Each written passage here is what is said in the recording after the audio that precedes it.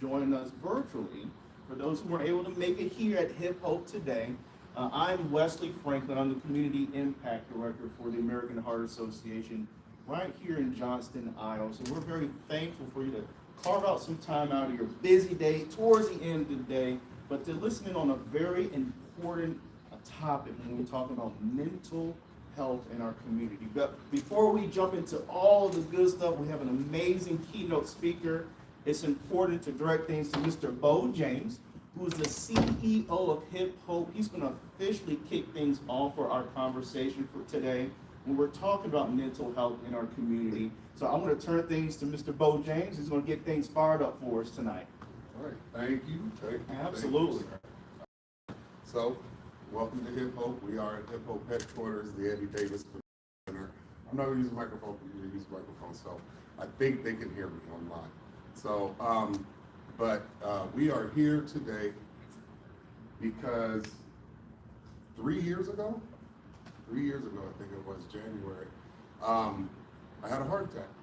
I was shoveling my walk, but what led to that was we was actually hosting the vaccination clinic here with Miss Kitty Westernauer that morning. I woke up a little bit late.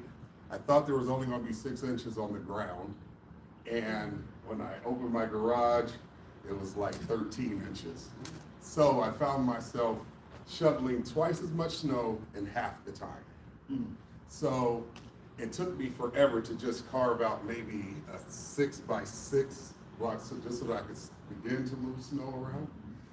But after that 6x6 block, I had to go back to my garage and sit down on my step that led into the home. And I got dressed, and I felt like I got a second wind.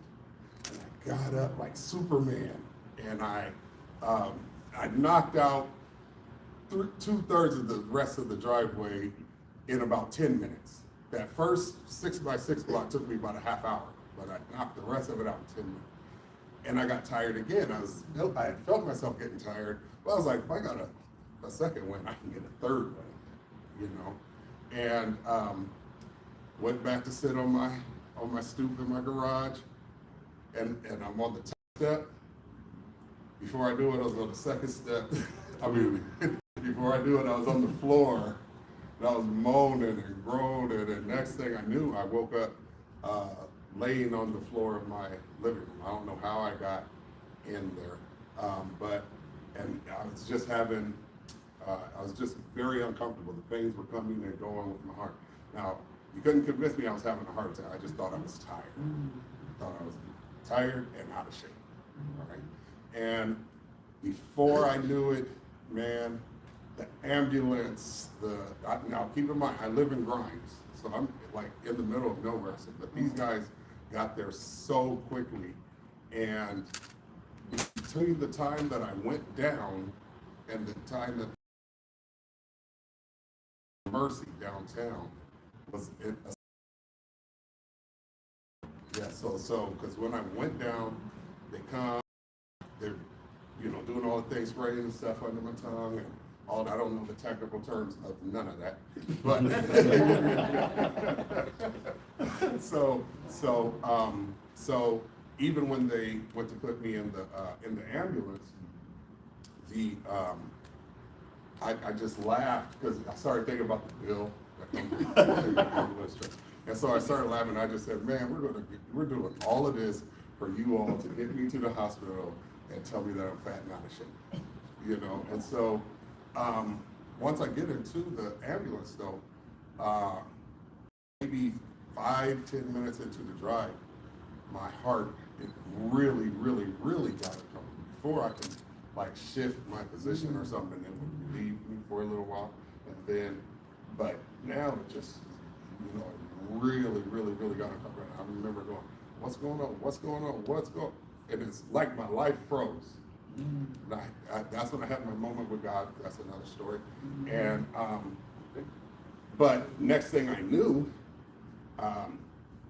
the guy that's in there with me, there was 2 of them in there, and that's when he tells me, he said, I don't know if you know, but you're having a heart attack. And I was like, no way. You know, he's like, yes, you come and we just brought you back. Wow. Yeah, and what blew my mind was that they were so calm.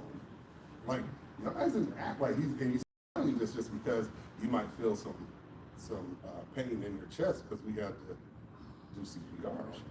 And so, again, at about that time, we was probably only 5 minutes from the hospital.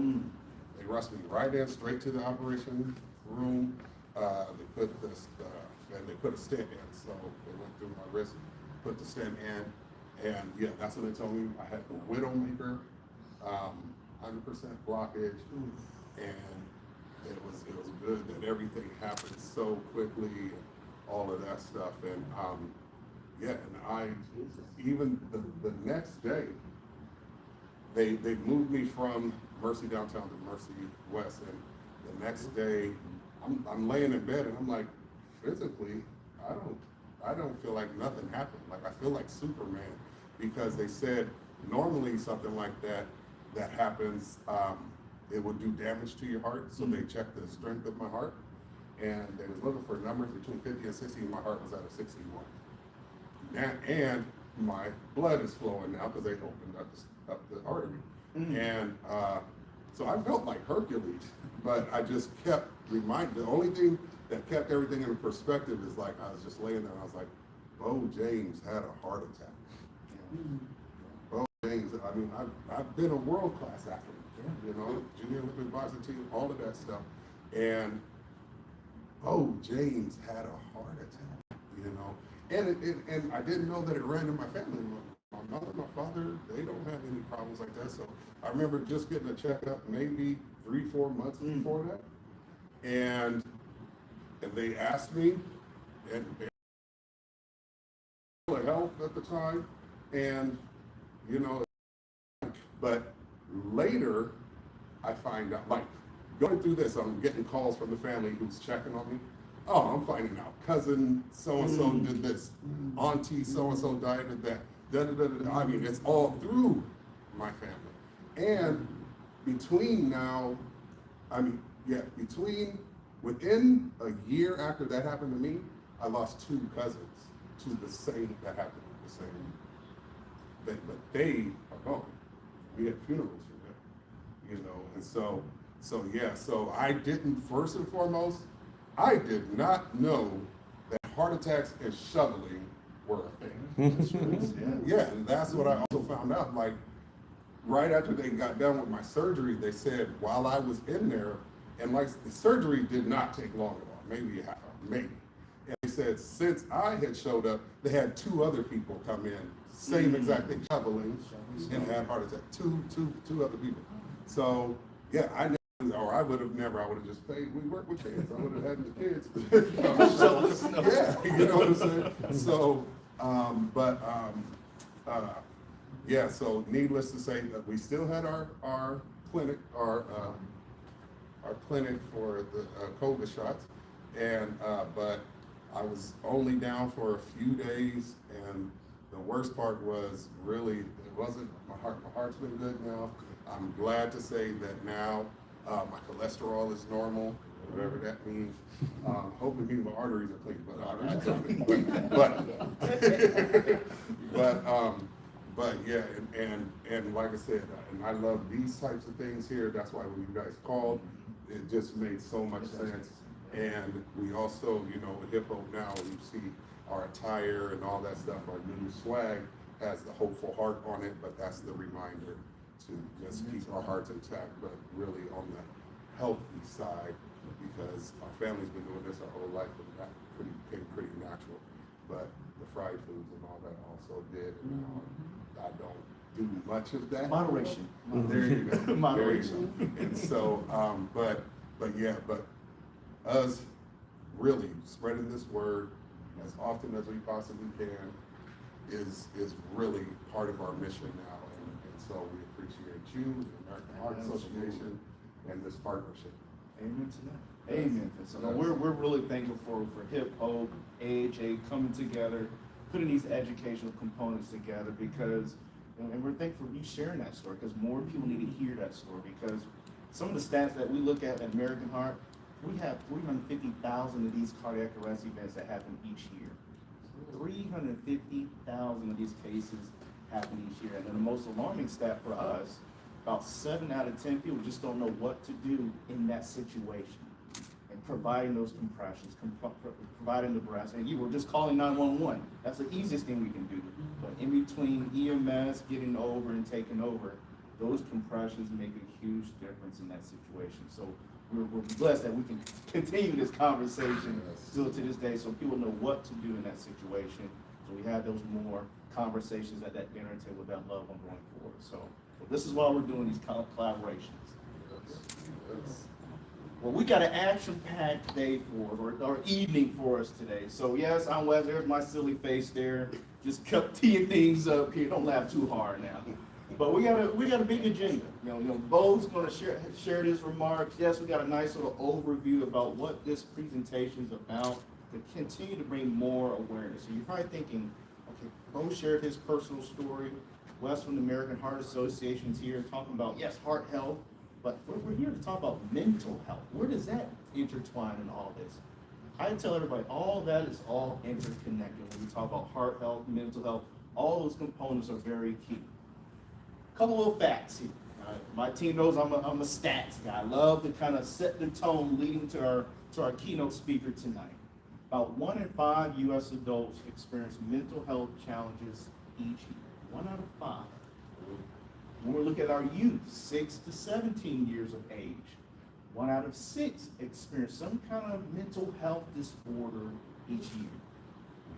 But the biggest piece here, looking back at 2022 data, I know it's a little dated there, but about 59 million adults have struggled with addressing their own personal mental health issues, and about half of them don't even receive no treatment at all. You're dealing with that internal challenge, that internal struggle, and you're not going to go see Miss Cheries and get that support and guidance.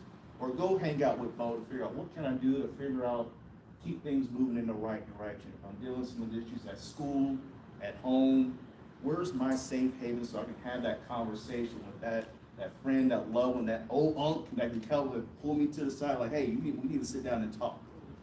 Nobody's taking that time to carve out what's that next level of support for us to have that conversation, figure out what we can do differently. So I applaud AHA for now bringing more attention and awareness. Yes, we do the CPR trainings. Yes, we'll figure out what can we do to have less sodium in our meal plans.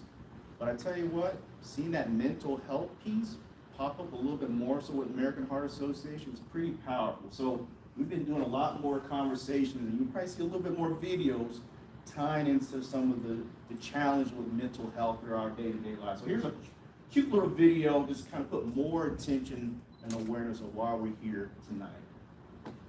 Sometimes stress feels like the only constant, and I know that stress may lead to heart disease and stroke. So today I decided to put my phone down and simply breathe.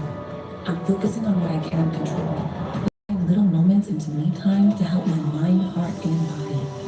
I'm reclaiming my time. Deep breaths for just 1 minute, a walk with my dog, or calling a friend. This is my time and my health, and moment by moment, I'm owning it. I'm very thankful that we're going to keep this conversation going into this new fiscal year for AHA, that you're going to see more attention around mental health. I think we probably need to address mental health even more so in the climate that we're living in today. So I think that's very key.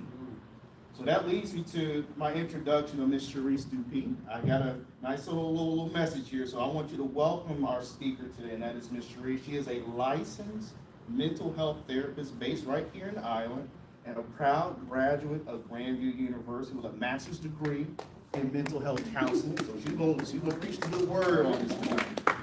She brings a compassionate, client-centered approach for her work with evidence-based practices such as cognitive behavioral therapy, acceptance and commitment therapy, person-centered therapy, and motivational interviewing. So she's got the skills here. So we're very much honored to have her tonight to continue this important topic when we're talking about mental health, especially at home, and how we can move forward. So the floor is yours. Thank you, Wesley, and thank you, Bo. I appreciate you guys having me here, and I'm glad that God blessed you to be here to tell your story. Amen. Thank you.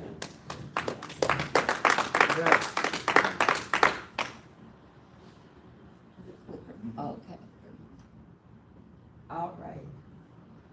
And I am with Forward Consulting. I'm an independent contractor with Forward Consulting in Greene Ward. Okay.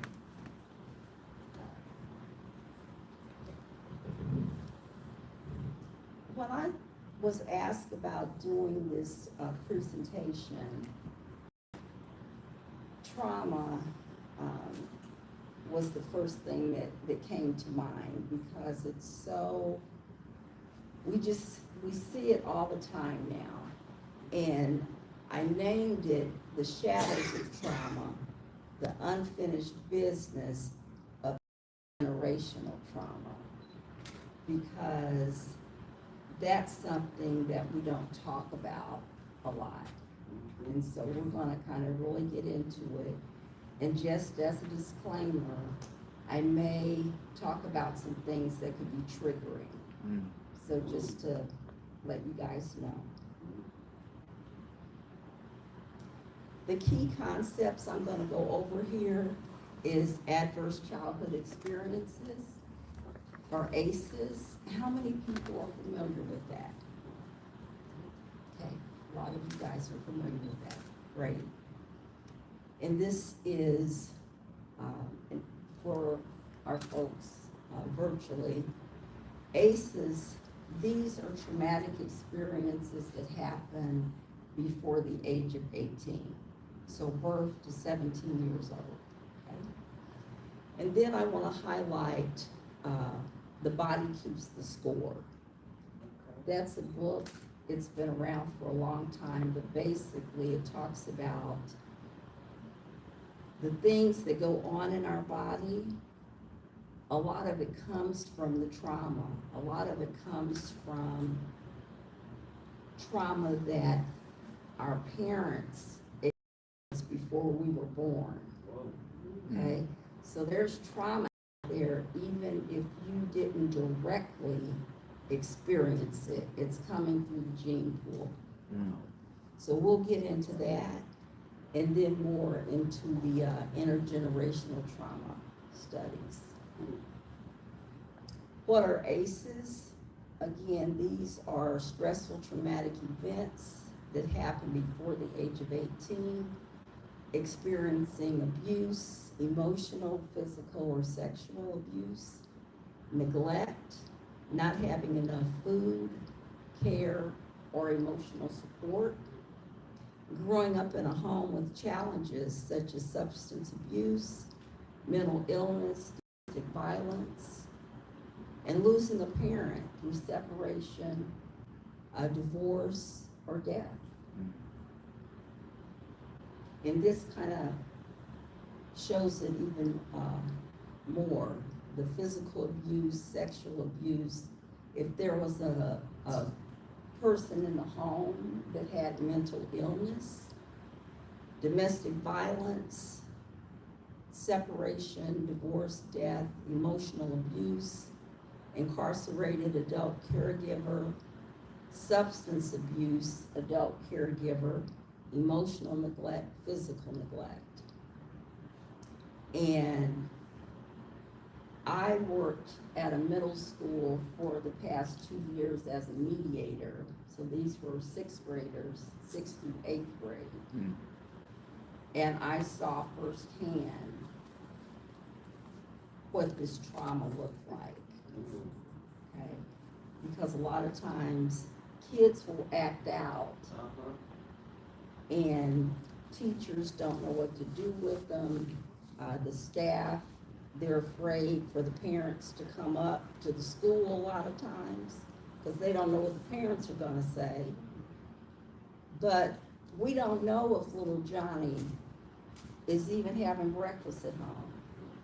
Or this may be the child that has to get his brothers and sisters ready for school. So he's 10, 11 years old and he becomes the adult. Okay, So then he gets to school and he's tired. He's been adulting. Then he puts his head on the desk with his hoodie on. Wow. And the teacher Mm. don't even know what to do with that. And this kid is just tired. This is just a child that's had to be an adult that day. Okay? This is the actual ACEs survey. And at the end of my presentation, I do have a QR code. So if you guys wanna take a picture of that. But I wanna walk through these because it's 10 questions. You can think about yourself. You can think about someone in your family. But I'm gonna ask you to think about yourself. And you can use your fingers, okay? It's 10 questions. Nobody has to know your score. But just kind of keep track of what finger goes up, okay, if you dealt with it. So the first one is, did you feel that you didn't have enough to eat, had to wear dirty clothes, or had no one to protect or take care of you? And this birth to 17 years old. Did you lose a parent through divorce, abandonment, death, or other reason? Did you live with anyone who was depressed, mentally ill, or attempted suicide? Did you live with anyone who had a problem with drinking or using drugs, including prescription drugs? Did your parents or adults in your home ever hit, punch, beat, or threaten to harm each other? Did you live with anyone who went to jail or prison? Did a parent or adult in your home ever swear at you, insult you, or put you down? Did a parent or adult in your home ever hit, beat, kick, or physically hurt you in any way? Number 9, did you feel that no one in your family loved you, or you thought you were special? And the last one is, did you experience unwanted sexual contact, such as fondling or oral, anal, vaginal intercourse, penetration? Now, I'm going to tell you, if a score is 4 or higher, chances are you're more vulnerable to things happening with your health as you get older.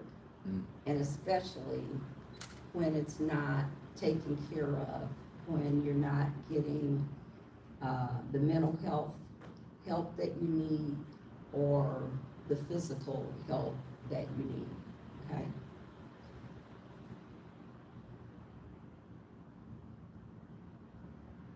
I'm going to get into this video. I first learned of Dr. Burke, it was probably 10 years ago. And this was the first time I had ever even heard the term ACEs. And it was life-changing for me. And this isn't the video that I saw, but she goes over some of the same information. And I hope you find it beneficial, because I was just in awe of the statistics, okay? So she's gonna talk more about ACEs.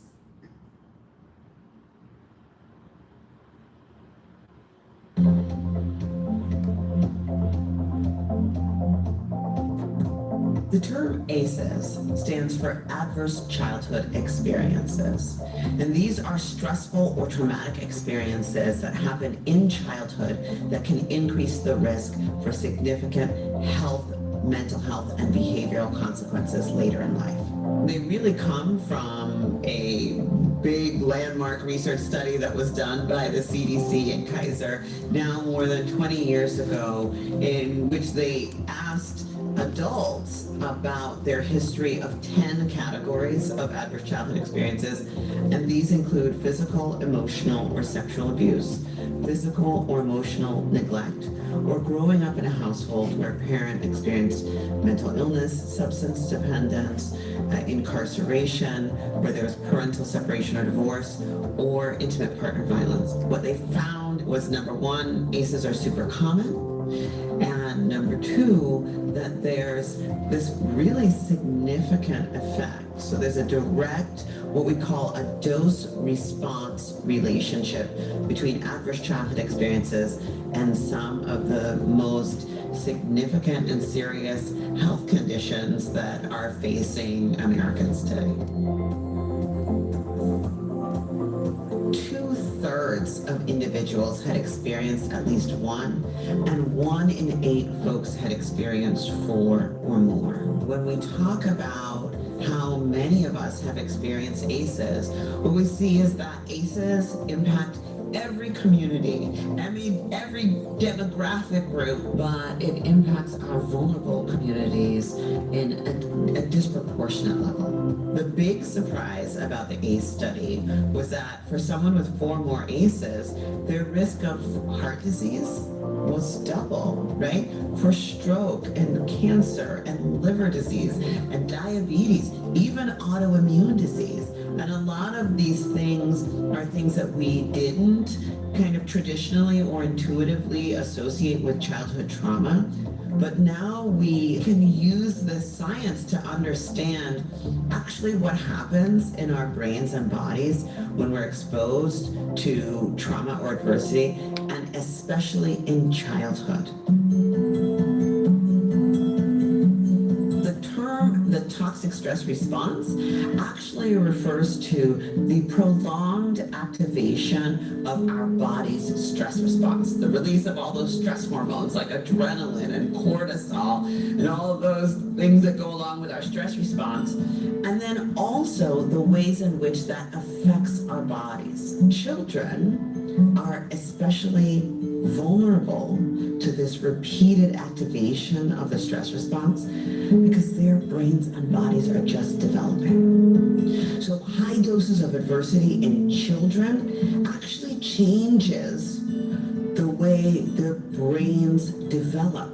It changes the way their hormonal systems develop, their immune system develops, and even the way their DNA is read and transcribed. And those long-term changes are what we refer to as the toxic stress response. One of the things that's really challenging about ACEs is that they tend to repeat in families generation after generation. And I will say this as someone who has experienced my fair share of ACEs.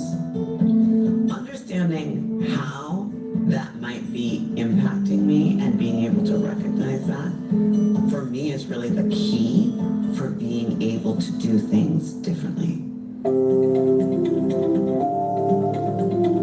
We understand what happens in our bodies with the toxic stress response. We understand that it's that prolonged activation of our stress response. Then step one is really understanding what are the things that help to regulate our stress response. And immediately at that point, we begin decreasing the harm that happened as a result of our past experiences.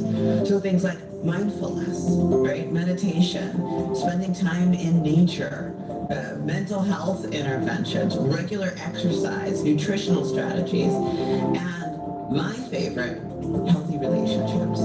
All of these things are really scientifically demonstrated to help to regulate the biological stress response, and they improve our outcomes for those of us who have experienced ACEs. These nurturing relationships, they feel good, which is good, of course, literally change our biology. When we have safe, stable, and nurturing relationships in our lives, it improves our neurologic functioning, it improves our hormonal regulation, it improves our immune functioning, and these social supports are critical part of healing. If we all understand our role in being a source of buffering care to a young person in need, that is truly transformative.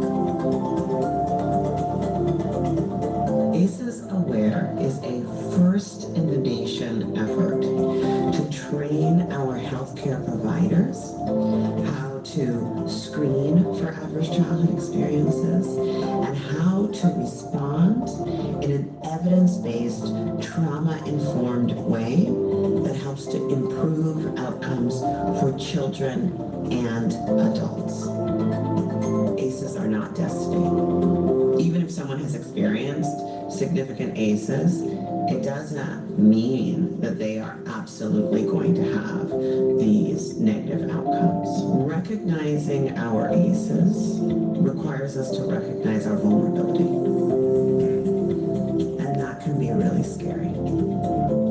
But it also is the place where we get a chance to ask for what we need. I deeply believe that we can cut ACEs and toxic stress by half in one generation.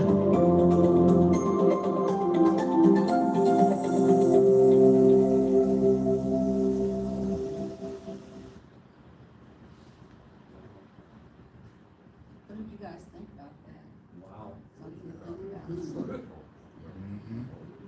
And the thing about it is, it's these nurturing relationships that help. So it's not a death sentence, but when you are aware and you recognize and you take responsibility for your mental health, you go and you get the help, that you need. It's not about shoving it under the rug like it didn't happen, because then it comes out in another kind of way when you don't deal with it. I thought it was interesting when she said, and I'm sitting there laughing, anything over 4, I'm like, oh, really? I think I counted 6. But not realizing, how it impacts. Absolutely. You sweep it under the rug, oh, well, yeah, it happened. Right. Get over it, we're grown now, we can get over it. Mm-mm. All she had to do was, there was 10 questions that they asked, and if you answered 4 or higher, that means that you're more Susceptible. to To illness, illness. trauma as an I adult. took that before, I think I scored like a 9. And I said nobody had to give their score, but, yeah. And, the QR code will be at the end, so you guys can, take a picture of that. And, have your family and friends, take it. But what this chart shows right here is if we did not have ACEs, so if we did the things to prevent, keeping families together where somebody's not incarcerated, where you don't have to worry about inappropriate touch for kids, all those things. If we didn't have ACEs, this is what it would look like. So 44%, it would be 44% fewer depressions.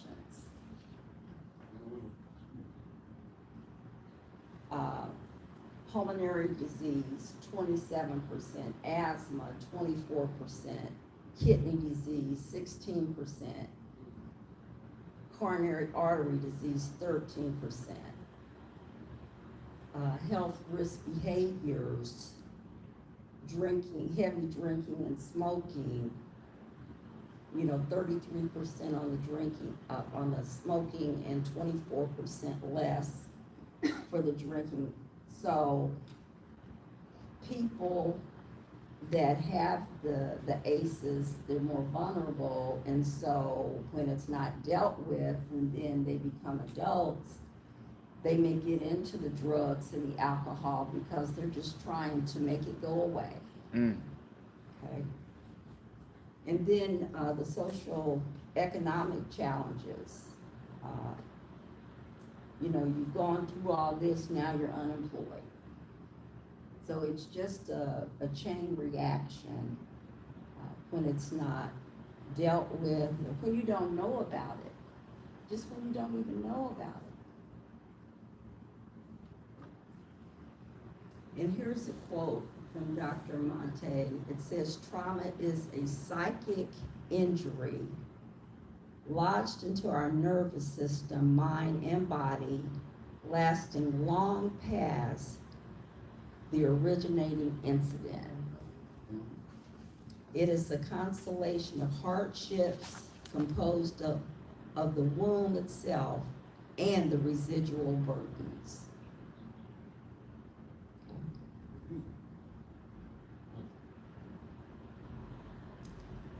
The Body Keeps the Score. That's a book by Dr. Vanderkolk. And it's kind of a go-to for therapists. It's been out for a long time. And basically, it does show that the body keeps the score. So when you have things going on inside your body, it's letting you know something. It could be things that you just haven't dealt with. And this says, every family is touched by trauma in some way. And it's no such thing as a completely normal family. It just doesn't even exist. Compared to what? It is normal. And just to get into defining trauma, when veterans struggled back in the 40s, they had problems with loving relationships. They had a problem staying present, living in the moment, and they had problems regulating their emotions. Then compared to the World War II soldiers, it was called psychoneurosis. So we didn't have the PTSD. It was a different name for it. Now the core insight, trauma lives in the body as re-experienced sensations, images, and behaviors. So when they did this study with these veterans, they saw their friends blown up in war. And through all of the lab and testing that they did, it showed that the veterans experienced this over and over and over, even though it had been years had passed since their friends died in the war, but they relived it. They relived it, and everything in their body was taking them back through that process, just like if they were there in the war again. Okay.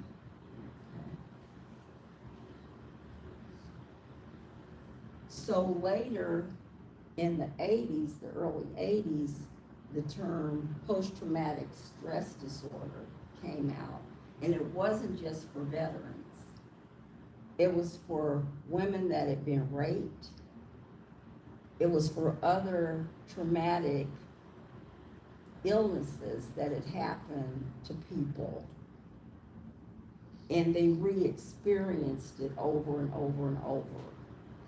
You know, it could be weather-related, thunderstorms, people losing their homes, anything like that, that was traumatic, it could take a person back and they re-experience this like when it first happened. So it was just not for veterans, okay? So we see a lot of this, car accidents. We see a lot of this in mental health. And so it's exposure to extraordinary events, re-experiencing through images, behaviors, and physical sensations. And initially it was thought of as rare, and it's actually more common. And this says, trauma creates a persistent physical and emotional imprint, not just a psychological diagnosis.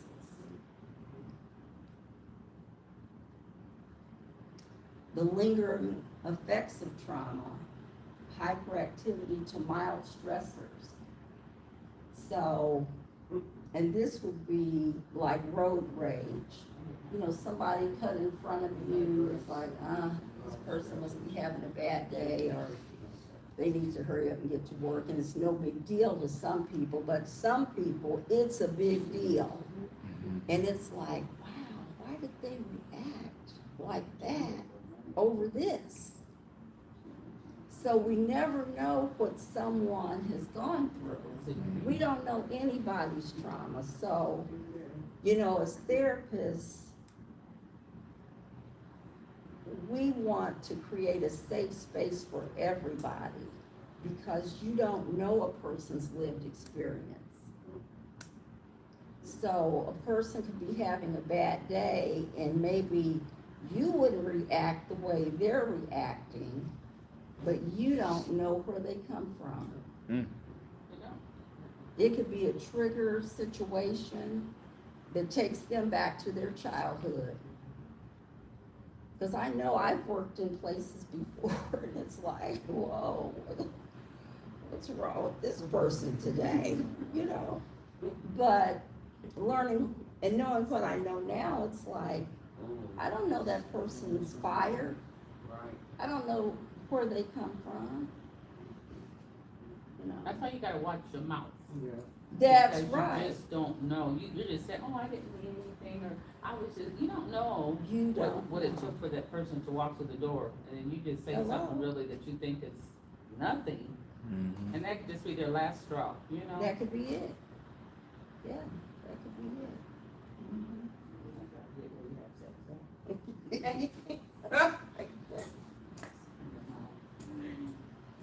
And one of the things that brings out here is not only the triggers from past experiences, but helping people feel safe in their own bodies. The unfinished business of intergenerational trauma. Intergenerational trauma, this is trauma passed down from one generation to the next. It can affect the psychological, physical, social well-being. And this is family dynamics, culture, and epigenetic changes. Say that, what's that word? Epigenetic, we can ready to get into it. She gonna break it down. Come on, talk to me. Trauma can alter gene expression, and that's what Dr. Burke was talking about. Stress before conception and during pregnancy can affect a child's stress response. And it's not just the mother, Ooh. okay? If that dad had some things going on, it shows up in the child too. So that's why it's so important for people to know who they're getting involved with. You need to check it all out. Check out this family history, because you don't know at the end of the day who you've gotten yourself involved with. Mm. You understand what I'm talking about?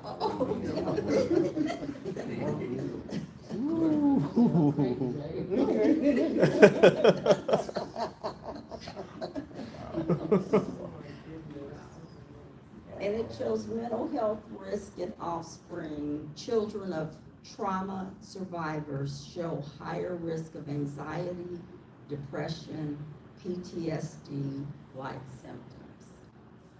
And just real quick, a personal story for me. My mom had me when she was 14. And her and my dad got married, and they were married until she passed. They were married almost 40 years. My dad was 16. But when I think back, that was traumatic for my mom to have me at 14. She had 3 kids by the time she was 20. So when I'm in school and I'm learning about ACEs and all this, and I'm trying to call my aunt to say, you know, give her some information that I'm learning, nobody wanted to hear what I had to say. Mm. Nobody wanted to hear it, and I'm like, you know, I recognize that mom had to be stressed out at 14, and she's a mom, and she's a wife, Mm. okay? And my mom, bless her soul, she passed away like 25 years ago, but she was 53 years old. And she had rheumatoid arthritis, and she would say, it's not the disease, it's the medication that'll kill me. Mm. But that's the autoimmune disease, Yeah. okay, that comes from trauma. All right? And so I'm putting my own family, you know, history together.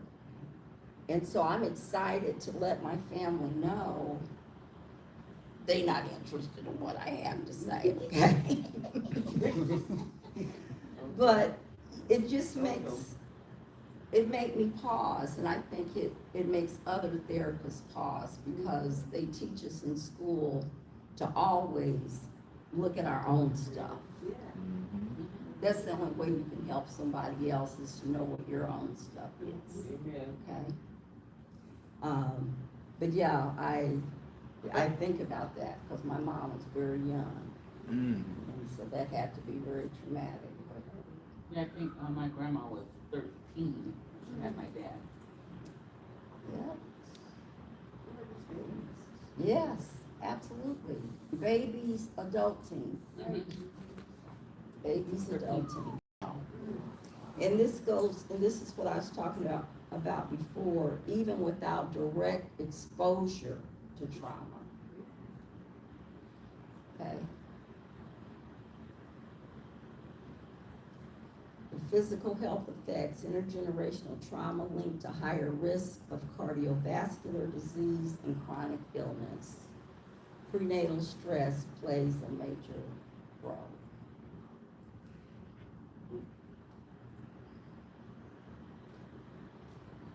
The big challenge, mental health often dismisses real life factors like poverty, racism, and unemployment. And there is a new ACEs survey out there that includes like racism, things that's happened on the job, because the original ACEs was just for what was going on in your home. Mm. But it's another one out there that talks about the environment, your work environment, you know, that sort of thing. So healing from trauma, safe, supportive relationships, that's what she had mentioned in the video, that's very important. Being heard and validated, exploring roots of feelings, developing self-compassion. And your reactions are understandable. That's what we like to say as therapists. you would think develop themselves from category number one. And I Because don't think everything else it you was want in to- a certain order, but absolutely. Well, and I'm gonna read a little bit of this book, and it touches on that. But trauma-informed care, something happened to you, let's understand and heal it. That's what trauma-informed care is about. And so this is the ACEs survey, anybody that wants to take a picture of that. I got it, I'll send it to you. Where's that? I'll send it.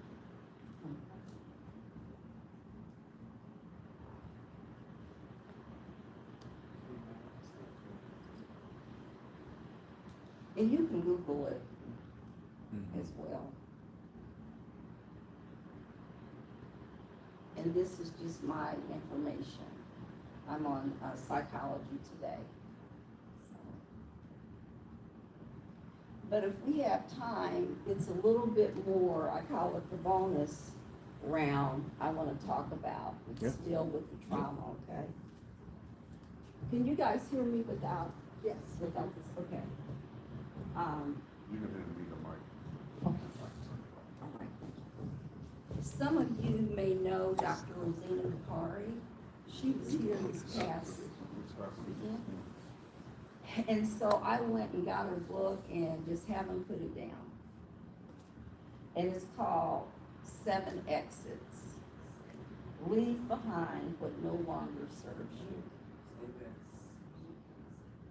So when I was reading it, I had already prepared my presentation. You guys already have the slides, but there were some things in here that I thought just went nicely with the presentation. So if you don't mind, I'd like to touch on some of those.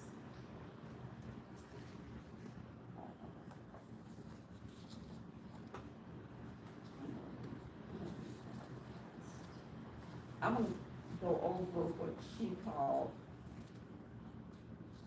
I can see better without glasses.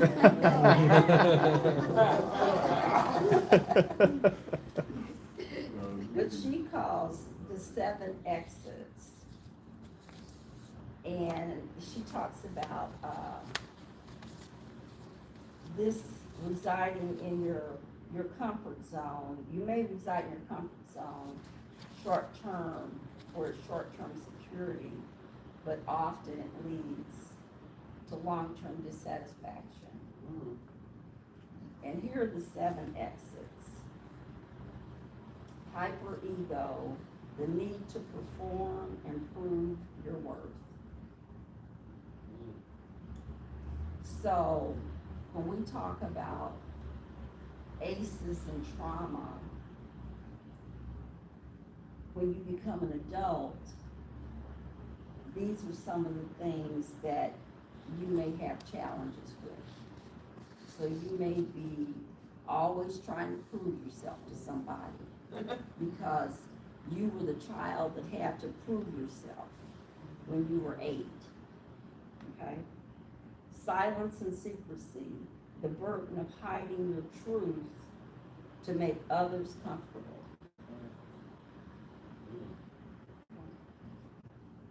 Emotional dependency, the reliance on others for happiness and validation. Stable relationships, the connections that no longer support your growth. A lot of times we have, even in family relationships, they're not healthy, they're not supporting you. It's not supporting your growth.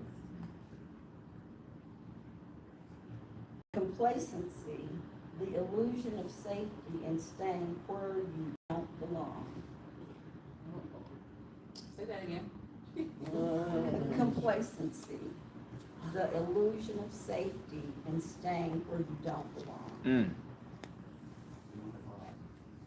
Indoctrination, inherited beliefs that stifle your voice and limit your choices.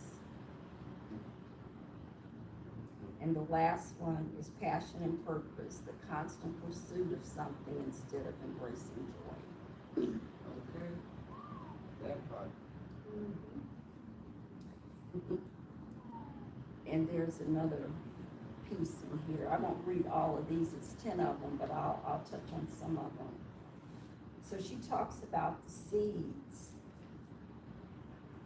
Seeds take root beneath the surface, reinforcing patterns of self-doubt, hesitation, and invisibility. Over time, they influence our choices, our confidence, and our willingness to take up space in the world. Seeds can produce patterns that are often mistaken for personality traits or just the way things are. But we become more empowered when we see them as conditioning rather than truth, and begin the work of transformation. So one of the things she has here is being praised. So what I like about this part, she talks about maybe things that would have happened or said to you as a child, and then how you are as an adult, okay? So when children are being praised only for compliance instead of critical thinking, when children are rewarded for obedience rather than thoughtful questioning, they learn that following is safer than leading. Over time, they may struggle to trust their own ideas, fearing that challenging authority or thinking differently will lead to disapproval. Here's another one, having feelings dismissed instead of validated. Phrases like, stop crying, it's not a big deal, or you're too sensitive, teach children that their emotions are excessive or unimportant. They may grow up doubting their own experiences, apologizing for their emotions, or suppressing their feelings entirely.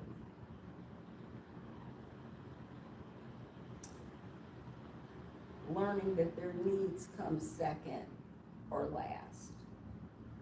If a child's needs are consistently set aside for the comfort or convenience of adults, they internalize the belief that advocating for themselves is selfish. This can lead to difficulty setting boundaries and prioritizing self-care in adults.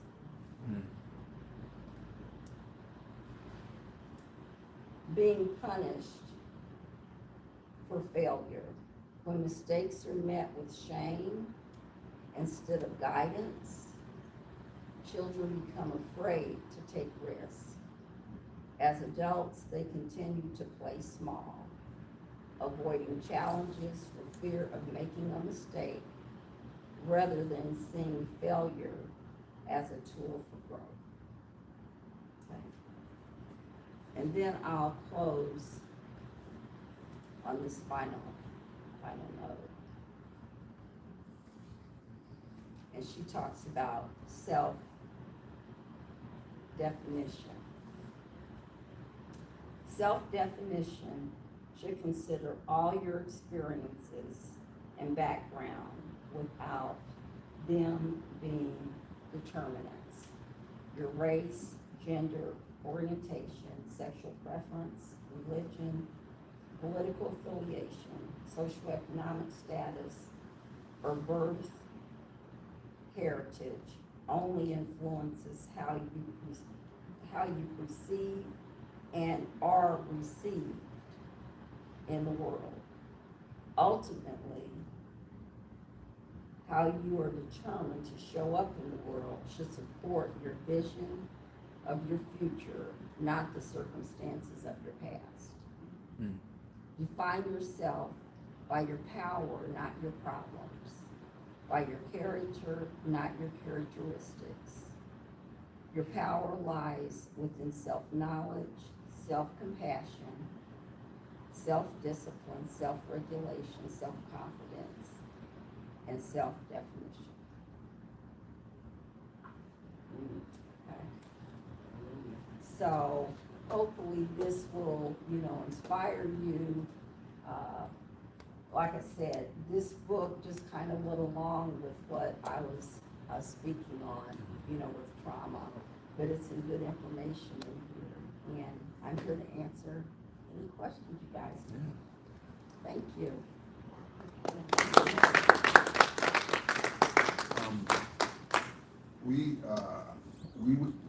Me and Aunt Vicky talk about this all the time.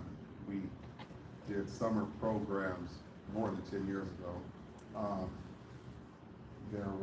It was said to us that, there's no such thing as dysfunctional behavior because every behavior serves a function. And so what is that clinical term or whatever for that? Well, every behavior serves a function.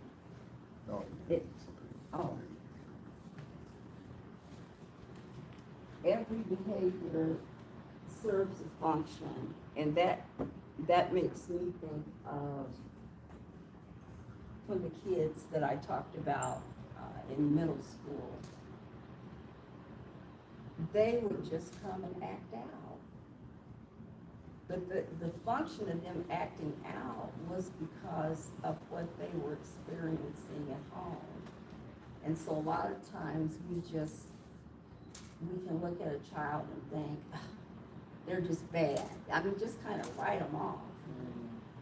But when you know that child's story, when you know that child's been in 5 foster homes, when you know that child's been molested, it is a lot of work for them to just show up. Right, or when their mom does show up, it makes you just want to hug them. Absolutely. But you be like, but no wonder this baby acting like this. Absolutely. And so I was a restorative facilitator inside the high schools at Hoover. And so it was just helping people, work through conflict without instead of getting suspended and just getting sent home and all that kind of stuff. The facilitators were inside the schools to help people get through their conflicts, right? And there was this one young lady, that's when I first came in, I mean, they had their bonnets on, and I just couldn't take it. And, but, so I started talking to, especially a lot of the girls of color. But there was this one particular girl, she was just so cute with her, everything was extra. Her nails, her lashes, her, just everything, her clothing, and she's a really pretty little girl, right? And I was just like, I was like, something's going on with her, because she was just, everything was just extra. And I finally got to talk to her one time, because my room was one of those spaces where you can come in here if you want to, if you don't have to. And every now and then kids would come in. And fast forward, come to find out, her mom, not her stepmom, her real mom was prostituting her after school. Wow. So all night long, See? she was, and then she was trying to come to school the next day and just be a regular student. You know what I mean? Oh my goodness. That's, I just, I don't know what I thought she was gonna say. Wow. But when she shared that, I was like, I mean, so like you say, when you see the kids and they're acting out or they're doing this, they got stuff going on. Stuff is going on, behind it. Absolutely, it's something behind it.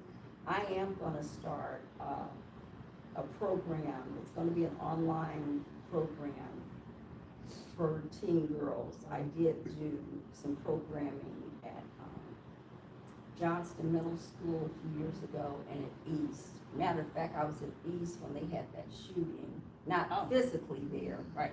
But I was working with the girls during that time. And I have a program on teens dating safely. And also just the skills, the life skills they need.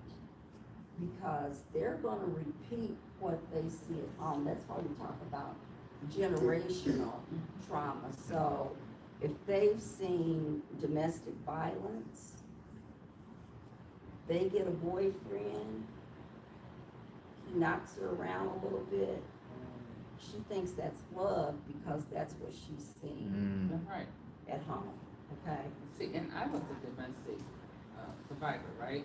And so when I used to work, before I retired, there was a young lady, and I just knew she was being abused, right? And so I just, but I told her, we'd be outside smoking, I was smoking, but we'd be outside smoking, and so I just gave her one of my business cards one time. I said, if you ever want to talk to me, I said, you can go up to my, I said, whatever floor I was on, you can come up and talk to me. She had that card for a long time, because I told her, I said, you got some stuff going on, but you wouldn't know it, right? And then finally one day she came to my desk and she was just crying, and can you come talk to me? I come talk to you, it's a break on. And so come to find out, she was being in some very terrible domestic, physical, and mental, right? And she's like, how did you know? I said, because I'm you. Wow. I said, I'm you. Wow. I've been there. I know what it looks like. It's all dressed up and it's cute. Wow. And got his lipstick on. Wow. And he comes to work every day. I said, I'm just about 15 years ahead of you. I said, but I'm you. It's because she's like, how did you know? I said, because I'm a survivor of that. And I know what it looks like when you dress up and try to come out in public and pretend that it's not. Right. Right? Because you actually, first of all, people talk too much, right? That's one of the characteristics. They just want to monopolize the conversation because they don't want you to talk about them. So they want to do all the talking. So you don't be like, what's going on with you? They don't never want that to come out. So they, but it was just like, she just had some characteristics that were me. Wow. And that's what she said, how'd you know that? I said, because you were me. I'm just a little bit older. I done been around the block with it and I came out of it. I said, but You know when you see it. Absolutely. She's really lucky to have had you. Yeah. Absolutely. She's very lucky to You know. have had you. Absolutely. But it's like, there's so many hidden stuff walking around, but if you've been in things, you can see it. Yes, yes. And just even at that middle school, lashes that you could trip over. I mean, Lashes out to here. they got their crop tops on. Everything. Looking like a 21-year-old. So is the mom even home when they leave the house?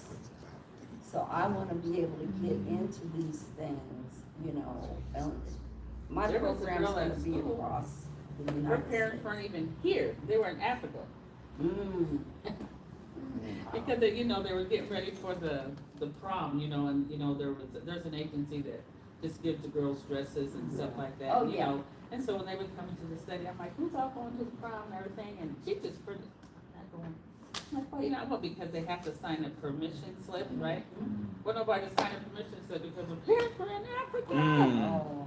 And but she's been going to school, taking care of herself and her little brothers and sisters. Oh, wow. And because when people go home, when they leave the country, they don't just come back. They stay over there for months. Right. And she was, being in high school, taking care of herself and her little brothers and sisters, and had to, we were going somewhere where she needed that permission slip. Cause I'm like, why aren't you going? We were going to Simpson College. Why aren't you going? She said, cause I don't have a permission slip. I said, well, just have your mom and dad sign it. She said, they're not here. I'm like, where they at? Africa. I said. So, it's just like, when you see people, especially the kiddos, when you see them, they're managing, and there was a whole bunch of kids that, right after school, they worked like 3 to 11. I said, that's not even legal. They work like a full shift. Oh my. Like how they supposed to do their homework, and then when they come to school, they sleep in, they're tired. Yeah, because they work the whole shift. Absolutely. I said, that's not supposed to be legal. When legal's coming up, you had to get off like by 9 o'clock and only work like 4 hours. There's just a whole bunch of kids that after school, they work a full shift. That's not right. That's not right. And that's, and the teachers, they don't know how to deal with that. And so you have the behavior just bouncing off the walls, and unfortunately the teachers, they really aren't Because the skilled. parents will come and jump on them. It used to be the parents and the teacher was on the same team. Right. We gonna work this thing, you tell me, and I tell you. Exactly. We work. Exactly. But now, if the Exactly. teacher tells, here comes mom. Mhm. Want to fight, loud to hit you. It's crazy. And when I was growing up, I better not do anything that's gonna cause me to call mom. That wouldn't even happen. You know. That was not even happening. You see furniture moving when we get home. I saw that. It's a blessing that you're into this practice, because, you know, I met you outside of what you're doing now. And because so many, people need to see someone that looks like them, Yes. you know, when they Yeah. go to therapy. Yeah. So Oh, I'm grateful for you and thank others, because, you know, people can go in the city and get a person of color, but here, that, it used to be rare, it's not rare anymore. So it's, just hats off to you Thank to you. being a person. Yeah. So I got in my column, You are. you Yep. know. For kids and adults. Thank you. All right. And so the safe dating thing, do you do that with the young men too, or? I can, I haven't, but I can do that, because they need help too. Yeah. Mhm. They need help too, okay? Because actually, the program that I have, it's for all teens. It's for all teens, yeah, so. Yeah, because we have the 10th annual Young Men of Color Conference coming up in October. And I've always, in the conferences, like really wanted a session on that, like responsible. You talk about responsible social media, but how about responsible social? Just being socially. Oh, you know what I'm saying? absolutely, because it's little things, like one of the things in the program, it talks about if somebody's taking your phone and tracking you, Yes, and they are. that's abuse. Yeah. That's abuse, Mhm. you know, and young men and women, especially young women, they think, oh, he just loves me. Mhm. It's control. Tracking, It's yeah. control. He's just tracking you, That's okay? But yeah, you know, things like that, when a person is isolated from their friends, that's another indication. Mhm. You know, when and this can be transgender, gay, lesbian, heterosexual, it doesn't matter, Any relationship. any relationship. Because it's the one that has the control and the power, you know, that's using it against the other Yeah. person, so, I remember seeing a video one time, when I was going through some training, and this child was like 11 or 12, and she was FaceTiming the 11 or 12-year-old boyfriend to check to see if the outfit was appropriate, if he approved her wearing the outfit to school. Mm. So these kids are dating, they're in relationships. Okay, I seen it with my own eyes, I heard it when I was at the middle school. Yeah. They're giving oral sex outside of the doors. Yeah. Okay? So whatever you do, they do Mm. in middle school. And I wouldn't be standing here had I tried doing any of that, okay? Because, I mean, kids were kids when I was growing up, and the neighborhood watched, the adults in the neighborhood watched them. Mm. Today, they will drop an F-bomb. The principal could be right there, it doesn't matter. On your face. And it will be, no, you're not coming. I had one student say, and she was extra, moving the neck around, you know. Well, I'm just letting you know that I'm getting ready to curse. And I said, well, I'm letting you know you're not. So come up with some other words, you know. And so that's what these young people need. They They do. need to see people that look like them that's not gonna take the foolishness. Yeah. Mm-hmm. Because the principal, they can just cuss them out They all do. day long, all day That's not long. like, no. And they don't want the parents to come up to the school. I had one kid, he said, he was a little white kid. And, he was having problems with the teacher, and I was new, it was like 2 years ago, I was new to the mediation, and I said, he said, well, you know, I'm having problems with the teacher, da-da-da-da-da-da, and she was there, the teacher was there. And I said, well, maybe we should bring, you know, have your mom come up. I mean, that makes sense to me.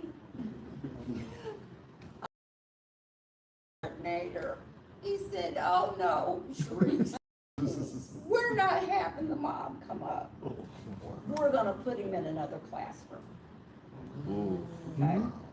So things have changed, and, you know, if I can help these young people, I mean, I wanna be able to And I do believe we are they, because the parents that are younger than us, they're not stepping up. They're part of the reason why they are where they that. are. That's right, We are they. that's right, yeah, yeah.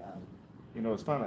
This is interesting because where some of these kids are at now and what schools are doing to accommodate some of these kids who are having these outbreaks. So I want to say it's Ankeny School District. I don't know the exact school, but in the counselor's room, there's a padded room where they take kids if they are violent or if they're just acting out.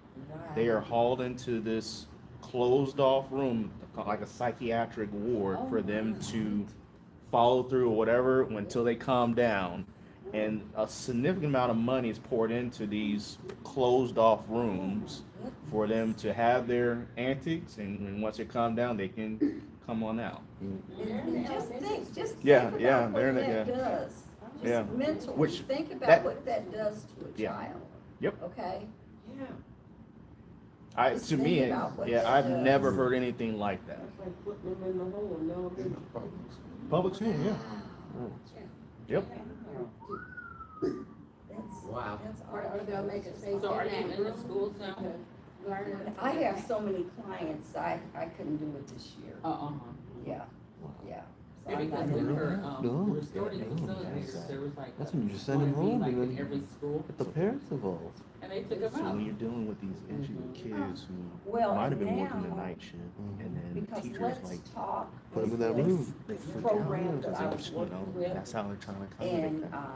I ran into one of the other mediators, and it sounds like it just kind of depends on if the school has the funding. Yeah, and so that's what happened, they flipped the script, and then it was up to each school if they wanted to put that in their budget, and, Yeah. yeah. But, they need support. They really do. They- I mean, when I was over there, I had like the I don't- resource fair They in don't the wanna school, deal and I, with you know, Hip Hop Put was the up in anger there, in. it's Yeah, okay, just be go in there okay, and and make Jules the coach Academy, or I the did like principal just holds a their door resource until they fair calm for down. kids I think that makes things worse. every Way week worse. in You let the, them know that and that's that was part of, you okay. know, being Yeah. a restorative That you'll get facility. a room to do Oh, it. that's nice. Like it's And then, in that you know, you're not they would come manager, in, you're just because outbursts. it's like trying to get the parent to, like, if you think a parent's gonna get a kid to a No, it's- therapist or something like that, That ain't maybe it. not, probably not. That ain't But it. so I thought, well, if we bring the resources in the school, the That's kid right. themselves can walk up to the table, Get on talk to the somebody, and, you know, get Put me in connected timeout. We that got way. time And to so we spend were really making some $75,000 on inroads this in the padded room schools where in that that money way. could have gone to. And then the following year, Take they, a timeout. Put them in Took the the corner. funding Yeah. away. Well, I'm gonna really, I mean, my thing will be for, you know, any teen girl, but I'm gonna target homeschool oh, No, it- kids. That's, That They means we need don't it. have you know, that's who I'm resources gonna, in places. that's who I'm gonna target, the kids So in we the don't house. lock And that, well, that was the other thing, though, it's so they like, don't hurt in themselves. order to really help the And kid, they you gotta calm help down. the whole family. Right, yeah. Because you're nurturing them and you're doing all this stuff and you're doing everything with them at school. Yeah. And then they have to go back home to a dysfunctional. Well, family. And I some have- parents are probably like, Yes, do whatever. It's I like, have it's like that. taking I the have claws it. off Yes. of, you know, the bear, you can't take the claws off of it because he gotta go back to the jungle. Yeah, And so, you're it's- absolutely right. it's like you gotta be, trying to be able to touch the whole family, which is, Absolutely.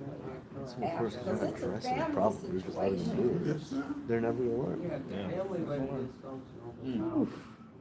it'd be better. That's Yeah, right, it's gotta be that's okay. right, absolutely. Wow. So, you know, Urban Dreams was we were trying to get that holistic, and, you know, and I don't like, bang the schools because they don't have the resources, the time, or the Right. expertise to do all of that. That's why they were trying to bring resources in, because all this came about like after the East shooting, right? Mhm. And so a whole bunch of community people came together like, hey, how can we help? How can we help the schools? And that was the one way, was like, let community people come into the schools so we can help do some of this stuff, so you guys can just go ahead and teach. Right. And then you can have community come in and try to help manage the kids when they're not in that classroom, Right, through the hallway in the lunch, or be able to talk with them and invite organizations in. And so all that came about after the East High shooting. And then, and what is so, disheartening is this, it's so, it's a cycle, it's not brand new. When we start fixing our own problems, then they defund them. I mean, Yeah. when we come up with solutions of how can we help and woo, and then, you know, some, you know, people in the community rise up and start helping and start making headways, then you start getting defunded. yeah. Yep. And so, you know, and it's like, how do we work this thing out? Because it's a cycle, it happens all the time. I mean, this ain't the first program. Back in the day with the Oh, NYC programs, and they had these other things that would help fill in these gaps and cracks and spaces. And once they start working, they defund them. Well, may I please? It comes right to, you know, what each of us have been involved with nonprofit agencies. So Hip Hope being a prime example, Eddie Davis Community Center, we're able to survive, provide, and serve because we're not looking for that funding. With or without the funding, Sure. we're gonna get it done. Right, And so when Bo and I first started the youth program 15 years ago or so, we started knowing that we weren't looking for pay. But we seen the need, everything that you're talking, the AIDS. We seen the need, and if it's not being done in school, and that's another reason why we were doing it, because it wasn't being done in school. And everything we're talking about, we found out, we intentionally sit down, debrief, and are we meeting our goals? And it always comes back to the parent. You know, we're preparing these children, they're learning, they're even striving. And then over the summer, we find out, oh, the backfall, they've lost some of that. But even still today, we talk, how can we get the parents? And then when you talk about intergenerational, we have children who, I'm a great-grandparent, taking care of children, okay? So we have children who grandparents are raising them. oh, So how do you get to mom and dad when absolutely. mom and dad, Parents these a days. number of societal ills, whether it's incarcerated, drug use, abuse, whatever it may be, that has caused them to be absent. Then you have grandparents who are going back to work to take care of kids. You have I that, have that in my own Thanks. family, yeah, I think we all do. My aunt, who is the great-grandmother, was taking care of her great-grandkids. Great. Great. And make a long story short, she's not doing it now. Her daughter the grandmother ended up adopting these kids. She's over 50, you know, and, they're like 7, 8 years old. Man. But this all started when it was 4 of them, and they were 1, 2, 3, 4. Yes. And then they split them off. So, yeah, the families had to step up, but I was just questioning my aunt. I said, you're a great grandmother. And they were on the spectrum, autism spectrum. And so she wanted to make sure nobody would be taking advantage of these kids. So, That's why we thank God for Hip Hope and other agencies like that are outside that, have like an independent arm so they can go ahead and reach these kids and a lot of times their families too. So hats off to you guys for yes, yes. filling in these gaps. And it came when we think about this as well, and I just sit and I absorb and I listen, because it's a cycle, we talk about it. But back in the days, that's where your churches came from. Oh, yeah. And the church involvement, I mean, That's right. church, where are the church? And I always ask the clergy, where are you? We need you.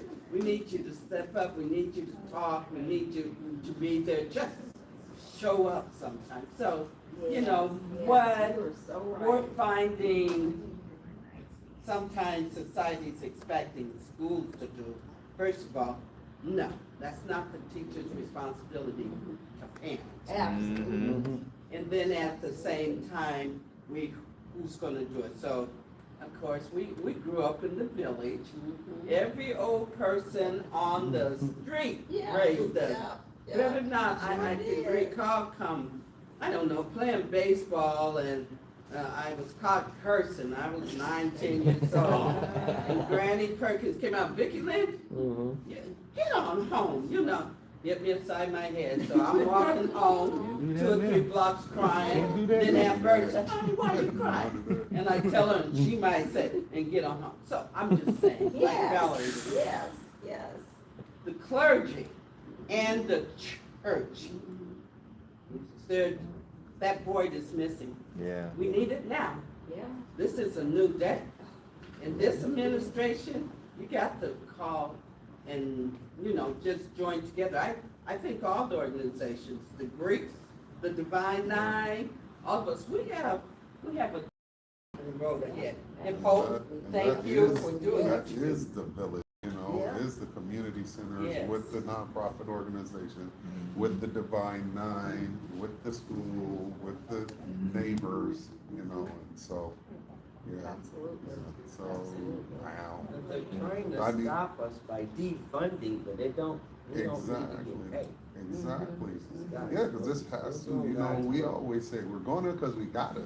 And that's what it is. It's but what this really reinforces to me is, listen with the intent to understand, because I mean, how do you even, like I was telling you, how do you even know to ask that question about if you're prostituting at the end of the school day?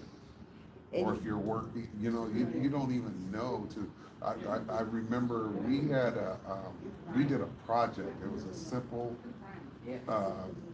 collage, a family collage that we had the kids make, and we had an 8th grade girl who her collage was family circus, the theme of it, and she had the little comic of family circus there, but then she had her 2 or 3-year-old sister ringleader.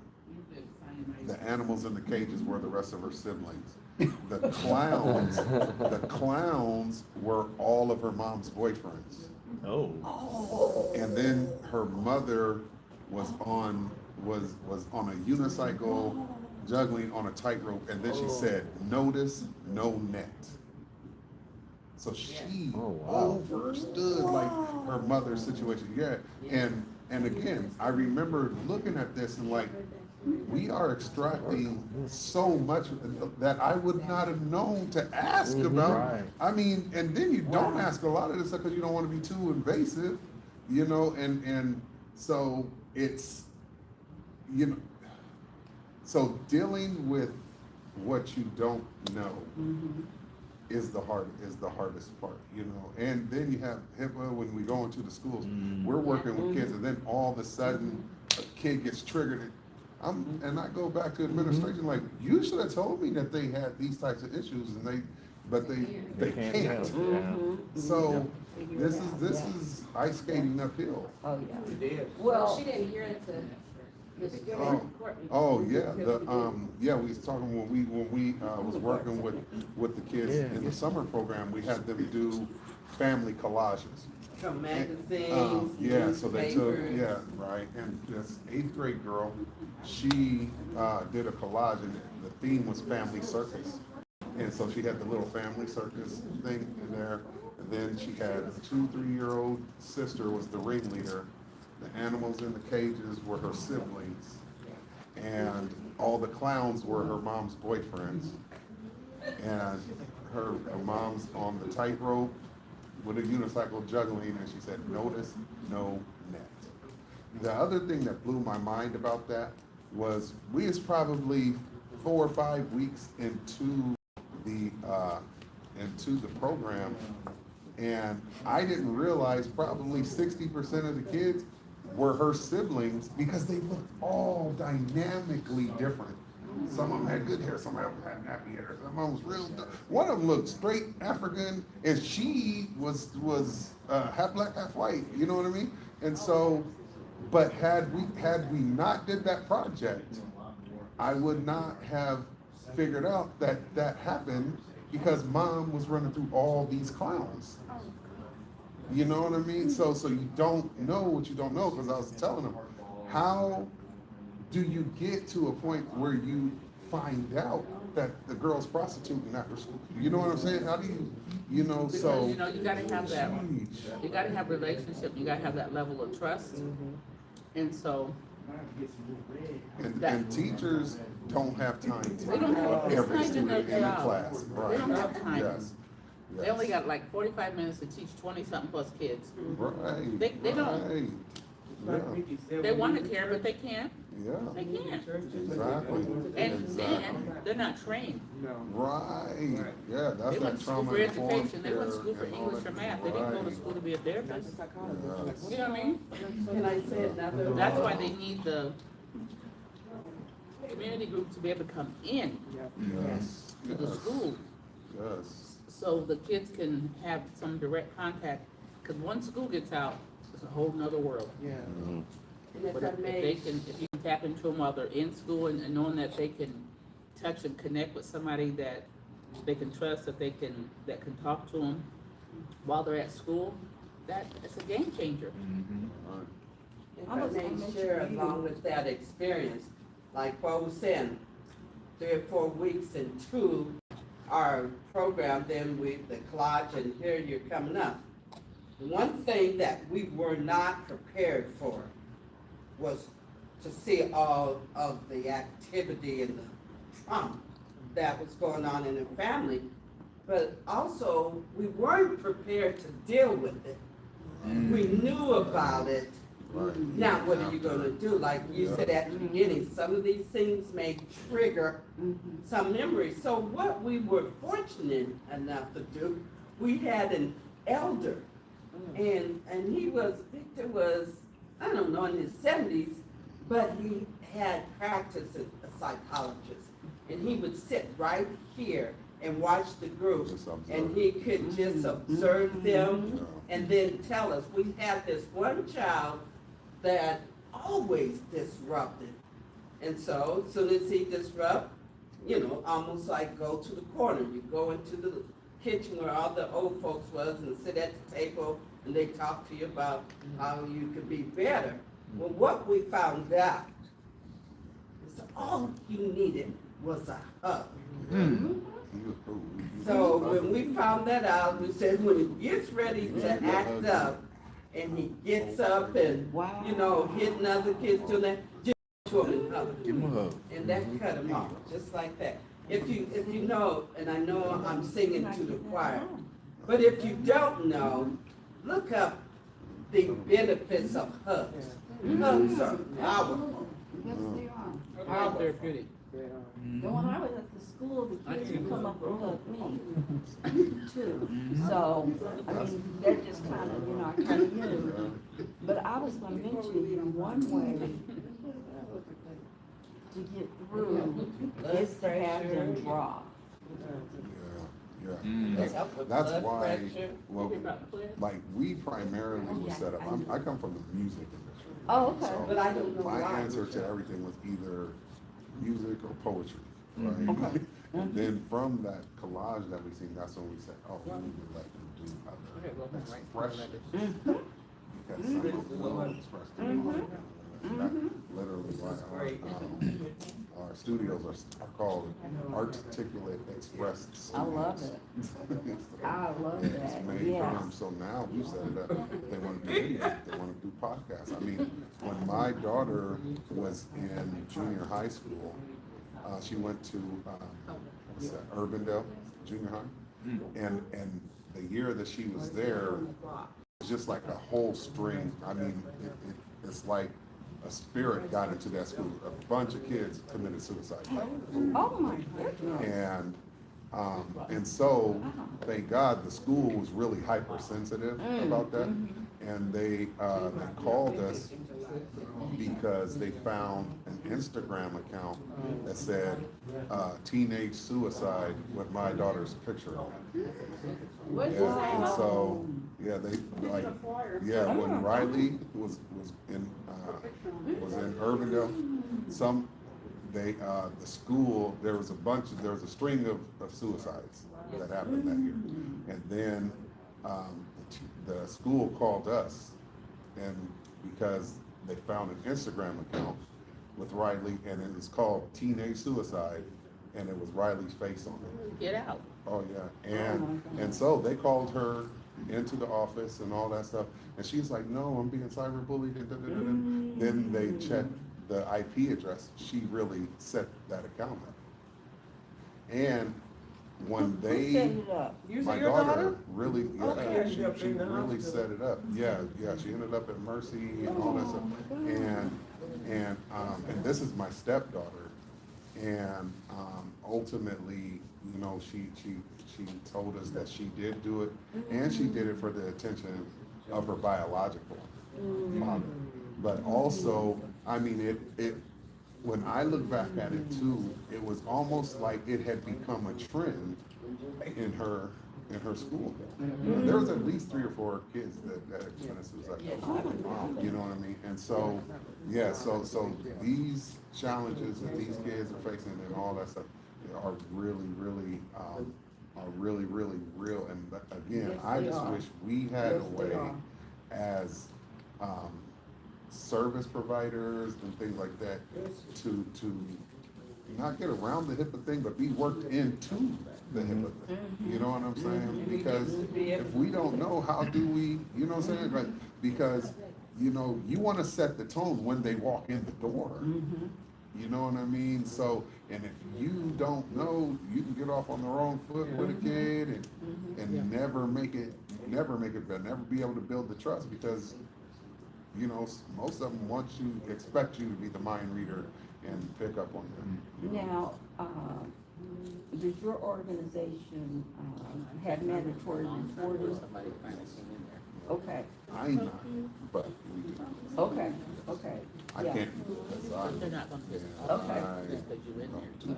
Okay, But by law, you might be. because, just asking the right, questions, especially if you think something's really going on, asking the questions, but as a mandatory, because I would tell these kids at the school, I'm a mandatory reporter, which means if you tell me something where you're being abused, I have to report it, So if you don't want me to know, don't say anything to me. Otherwise, I have to report it. Can I raise awareness of an event that I learned about just a couple of days ago? So I was invited to it's a roundtable on adult suicide prevention and awareness. It's next Tuesday at West End Architectural Salvage. And it's done by the mother and sister of Charlie Grote McLennan. So he died by suicide at the age of 14 in 2002. And they just want to, and so they're bringing together educators, mental health providers, law enforcement, first responders, lawmakers, community leaders, school resource officers, survivors in the faith community to discuss prevention and intervention measures. So if you all want to be invited, I'm happy to just include you on the calendar invite. I just, this is the first one. They hope to have a series of these, but I have so many, a handful of friends who've lost children to suicide, and I just, and my brother was the principal at Valley High School for many years. And I don't even know how many families he had to go and console after.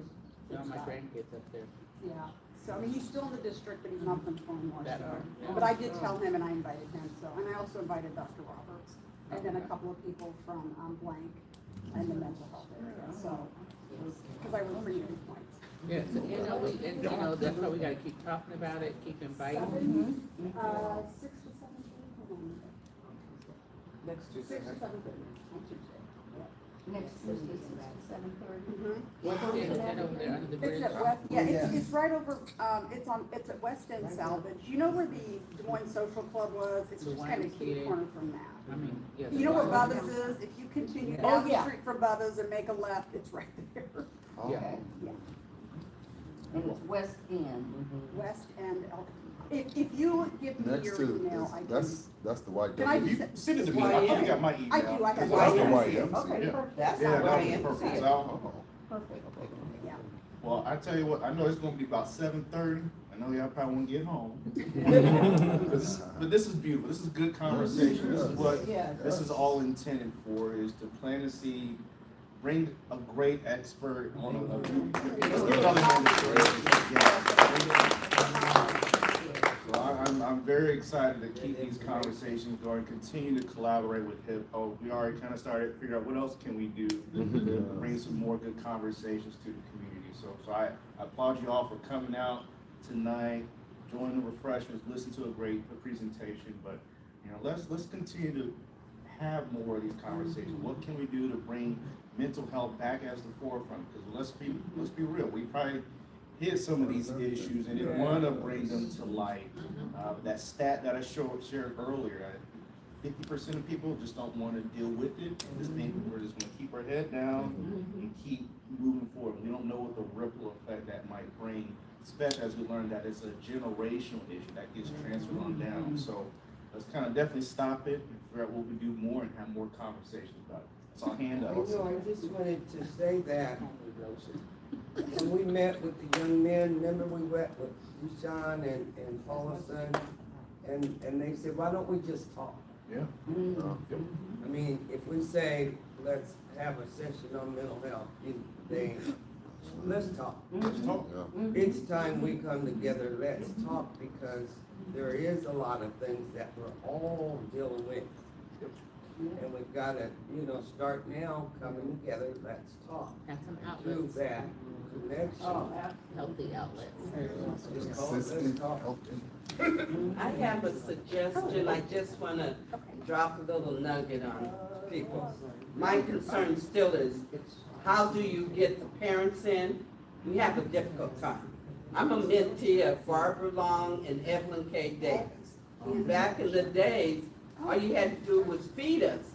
Evelyn K. Davis wanted to just have some food at that 6 o'clock meeting. That's all you had to do. But what I'm thinking is the organizations is to connect up with the youth judicial system and have the judicial system include, like you say, Hip Hop has a program, parenting, for parents, to include that as part of the children's or part of the recovery, or what are we calling it, part of the rehabilitation.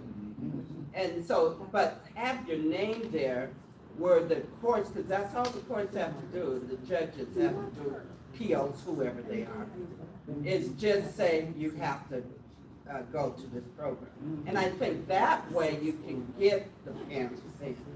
Otherwise, it's difficult, especially when they have issues. I know this is kind of fairly early, we're still doing some unique collaborations with American Heart and with Moines Public Schools, but there's a program called Parents University, which is gonna be coming down, we're just in the infant phase of putting this program together. And it hits on that point, getting parents and figuring out what's going on. How can we keep these conversations, bringing in an individual like you to say, hey, let's kind of peel back the onion a little bit, like let's get to the root cause of that. So I think this is early, but this is something that we're planting that seed with the Moines Public Schools to figure out what we can do to help lift that community, especially starting what's happening at home. So there's plenty to come, and I think And this is the clarity piece coming. And the West Moines Public. Yes, Schools, oh yeah, right? oh yeah, oh yeah. Oh, Yeah, can't forget West And so Mom, can you close us out? Close it out, Mom. Oh, I'm all ready for that. let's all hold hands, let's all touch it. Come on, Greg, come on, Greg. Healing? Oh, there's a healing hug. I know that looks good, so I know. Now you guys want to hug.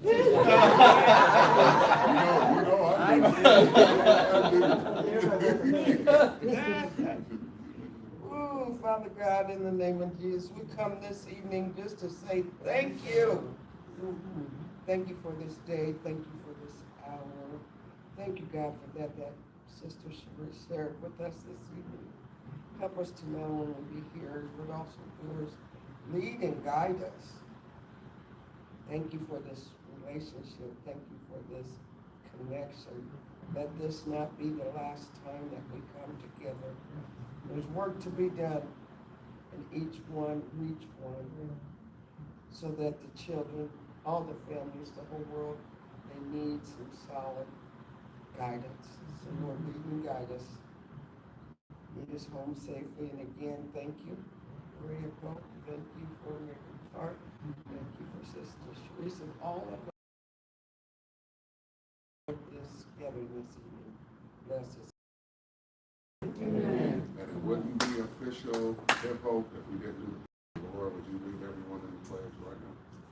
Today I know I matter. Today I know I matter. My choices are mine and mine alone. My choices are mine and mine alone. If I am to succeed, If I am to succeed, I must take responsibilities for my actions. I must take responsibility for my actions. I am more than you can see. I am more than you can see. I am the product of something divine. I am the product of something divine. No one can put me down unless I let them. No one can put me down unless I let them. Because today I know I matter. Because today I know I matter.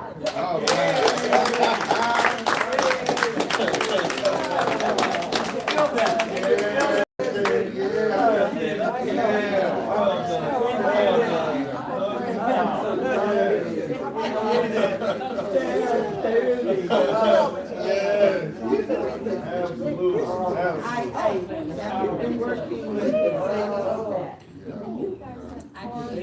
We've been doing.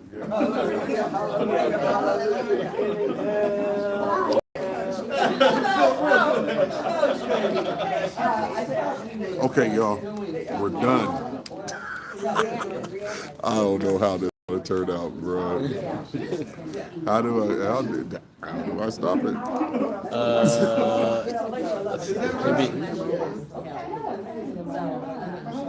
Stop streaming, yes. Right? Yes. Okay.